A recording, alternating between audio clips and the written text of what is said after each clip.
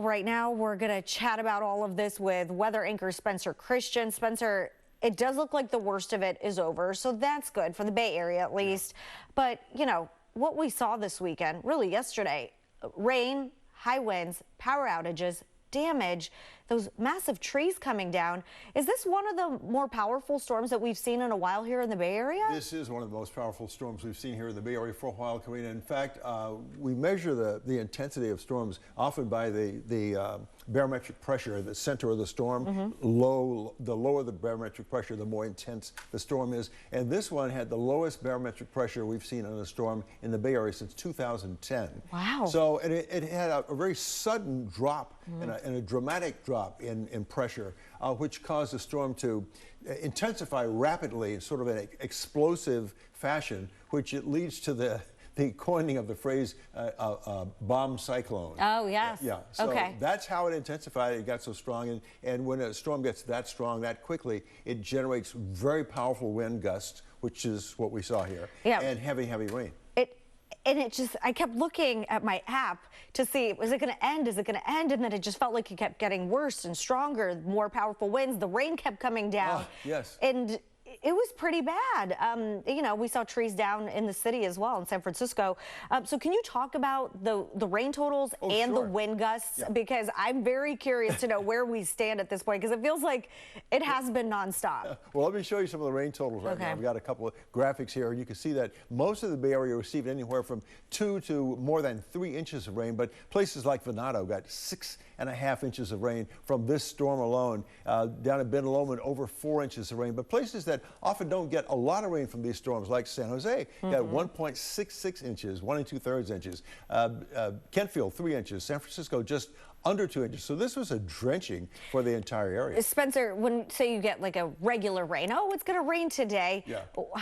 How much is that compared to what you just showed? That would be like a regular rain, as you said. Yeah. Anywhere from like about 1/4 of an inch to maybe 3/4 of an inch. Okay, so less than an inch, but when you're seeing, you know, 2 to 3 inches in some places, so more, it's double, triple what it normally is. Exactly. Okay. That's exactly right. Yeah. Okay. And so now for what we call the rain year, we are over 100% of the average rainfall amount all across the Bay Area for this point in the year. And we still have 6 weeks of winter left. 6 or 7 weeks left. Yeah. Okay. Oh, did you want to see the wind gusts? Yes, because I know it got up to 100. Over 100 miles per hour at Pablo Point, which is in Marin County, 102 miles per hour. Now, bear in mind that the higher elevations, the hills and the mountains, always get far stronger gusts than anyone else. But still, once you're over 100 miles an hour, that's incredibly strong. Isn't that like, I know sustained winds when you're talking about hurricanes, but 102. This is a gust. Yeah, yeah. But still, 102, I mean, that really can take down some of those massive trees as we saw. Absolutely, especially with supersaturated soil. Right. Which is what we have right now. Just uproot some, yes. And 98 mile per hour gust at Loma Prieta. But look at this, Los Gatos is down at the surface. That's not a high elevation. It had 87 mile per hour wind gusts, which is extraordinary for locations down at at sea level at the surface. And of course, over 60 miles per hour in San Francisco and Oakland Hills and Half Moon Bay, just modest gusts. Yeah, we heard it on our windows in the city, and it was, I wouldn't say it was scary, but it was intense. It kind of shocked you, and then you'd maybe hear a branch you know, hitting the window or something like that. And you're thinking, wait, are the trees around my house okay? I call it scary. It is. You never know. I mean, we're just not used to it. No, we're not. And driving under those conditions, you know, it's tough enough to drive your car, you know, on a flat surface on the ground under gusty conditions like this. But when you go on a bridge or an overpass, you know, it's even, the gusts are even stronger. Yeah, I your drove car's across jolting. the Bay Bridge coming into work yesterday. The gusts were up to 60 miles per hour on the Bay Bridge on wet pavement. Ooh. So you're holding on to the steering wheel like this. Yeah, it's nerve-wracking. Real quick, in the Sierra, they're dealing with snow piling up there too, correct? Up to 3 feet of snow, well, more than 3 feet in the higher elevations above 7,000 feet. But this storm dumped 2 to 3 feet of snow generally at low elevations of, say, 5,000, 5,500 feet, and even more in the higher elevations. And there were gusts over the ridges in the Sierra over 100 miles an hour. Oh. So this was a powerful, powerful Is it storm. going to continue snowing there? It's still snowing there now. The snow, the winter storm warning for the Sierra is in effect, remains in effect until tomorrow morning. I think it expires like 4 a.m. or 6 a.m. tomorrow. Okay. So, but the heaviest snow has already fallen. It's still coming down, but the heaviest was yesterday and last night. And that's the live picture that we're seeing there. Yeah. Okay. While the storm is thankfully tapering off here in the Bay Area, Southern California, they are continuing to get pummeled. Unfortunately, right now, 8 counties are under a state of emergency, and ABC's Jacqueline Lee has the latest. Dramatic scenes throughout Southern California as it gets pummeled by an atmospheric river, dumping more than a month's worth of rain in 24 hours. I never imagined it would be this bad. First responders performing swift water rescues, mudslides slamming into homes and down trees, destroying cars. The typically dry LA River now raging. Stay safe and off the roads.